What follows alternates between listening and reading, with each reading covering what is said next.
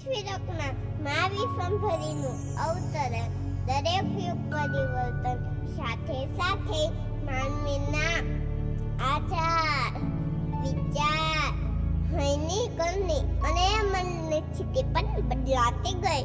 સકારાત્મકતામાં ઘટાડો અને નકારાત્મકતામાં ખૂબ જ વધારો જોવા મળે છે. આજનો માનવી આત્મકલ્યાણના સુખ અને મનની પરમ શાંતિની શોધને કારણે અસધાલુપ અધર્મમાં અટવાઈ રહ્યો છે.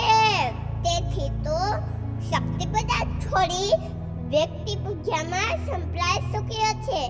આદિ વ્યાધિ ઉપાધિને ભૂલાડી સંકલ્પમાં બધા માનવી જીવનના અંત સુધી કંસતો જોવા મળે છે.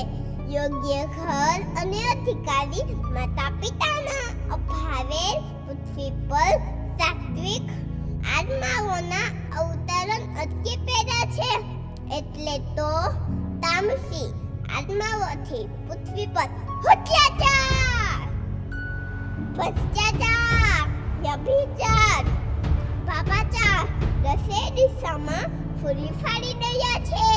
શ્રી રામે ચરિતાર્થ કરી બતાવેલી કુટુંબ વ્યવસ્થા વેરવિખેર થવા લાગી છે. વૈદિક સંસ્કૃતિ વિખરાતી જોવા મળે છે. પ્રકૃતિનું અક્ષમય એવું ઘોર ખંડન થયેલું છે.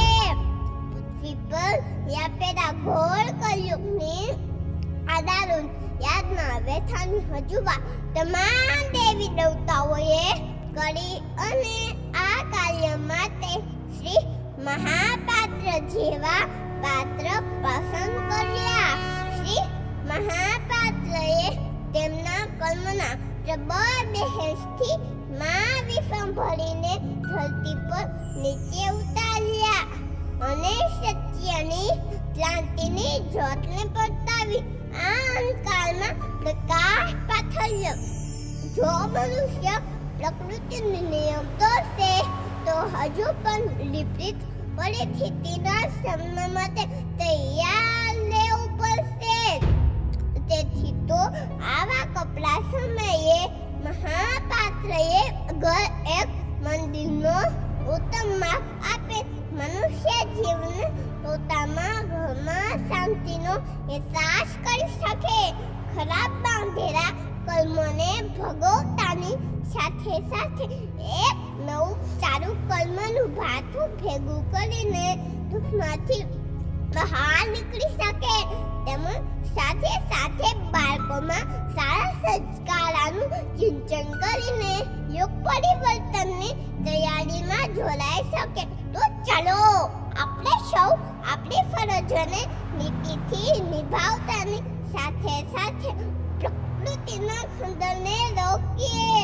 શ્રી મહાપાત્રએ બતાવે સારા કર્મના રાબર બને